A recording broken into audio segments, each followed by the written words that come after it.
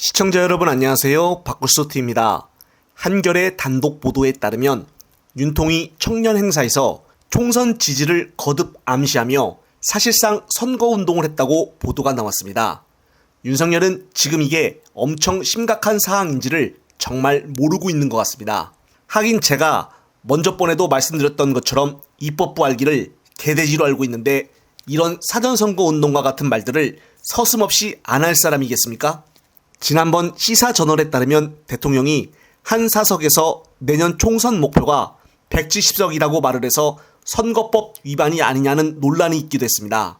우선 해당 관련 영상 보시겠습니다. 윤석열 대통령이 또 선거에 개입했습니다. 언론 보도를 보니 윤석열 대통령 말씀하시기를 사석에서 내년 총선 목표는 170석이다. 어차피 총선은 내가 치르는 거야. 이기는 공천해야지. 라고 하는 말을 했다고 하는데요. 이거 사실인지 한 번 더 확인해 주세요. 만약에 이렇게 발언했다면 이거는 선거 개입입니다. 박근혜 대통령이 공천에 개입했을 때 박근혜 대통령이 대통령으로 선거에 개입했다고 2년형 징역형을 받아낸 사람이 윤석열 당시 검사 아니었습니까? 선거법에는 당장 이것에 대해서 수사하게 되어 있습니다. 검찰과 경찰은 이와 관련해서 수사하십시오. 이상입니다. 네, 그렇습니다. 그런데 아직도 윤석열은 정신을 못 차렸는지 오늘도 역시 또 사실상 선거운동에 관한 말을 해서 언론에 보도가 된 것입니다. 눈은 6일 청년행사에서 우리가 뭘 하려고 하면 무조건 발목 잡는 분위기가 형성이 되어 있고 제대로 된 입법 하나 해본 적이 거의 없다며 야당을 탓했습니다. 그러면서 그는 내년부터는 근본적인 개혁이 가능하다고 생각한다며 선거 때 내세운 공약을 120개 국정과제로 정리해 작년 6월까지 99개의 법안을 우리 당에서 제출했는데 국회에서 제대로 논의되거나 통과된 게 없다면서 행정부가 아무리 하려고 해도 한계가 있다. 올해까지는 우리가 할 수 있는 대로 최선을 다하고 내년에는 여러분과 함께 더 많은 국정 논의를 할 수 있게 하겠다라고 말한 것입니다.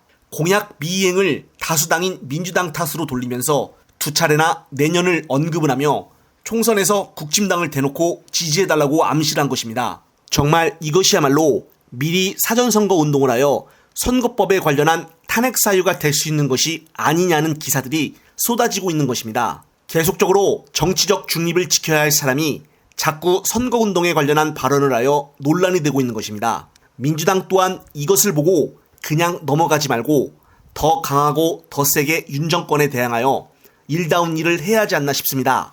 현재 보면 많은 민주당 의원들이 검사 탄핵에 대해서 100명이 넘게 시원하게 동의를 하지 않았고 뭔가 자꾸 몸을 사리는 느낌을 주고 있습니다. 정말 이번 국회의원들에게 민주 지지자들로서는 많은 실망을 느낀 사람들도 있을 것입니다. 따라서 내년 총선은 정말 열정적으로 활동을 하며 지지층들과도 소통이 잘 되고 당원을 먼저 생각하는 의원들을 중심으로 뽑아야 한다고 봅니다. 앞으로도 이런 것 또한 하나의 교훈을 주는 일이라고 생각합니다. 저 또한 또 다른 좋은 소식을 가져올 것을 다시 약속을 드리며 이번 영상은 여기까지 하겠습니다. 시청자 여러분, 시청해주셔서 감사합니다. 일단 대장동 얘기 또 하시는데요.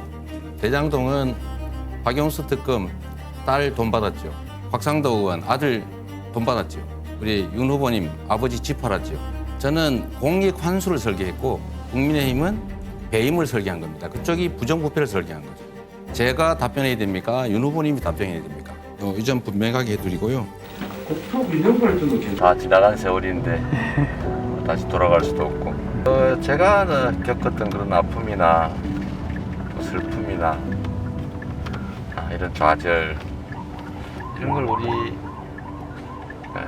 다음 세대들은 겪지 않게 하면 저도 행복할 것 같습니다. 너무 예쁜 불꽃입니다. 지금 1,000원어치까지 있는데 이재명 인사드립니다.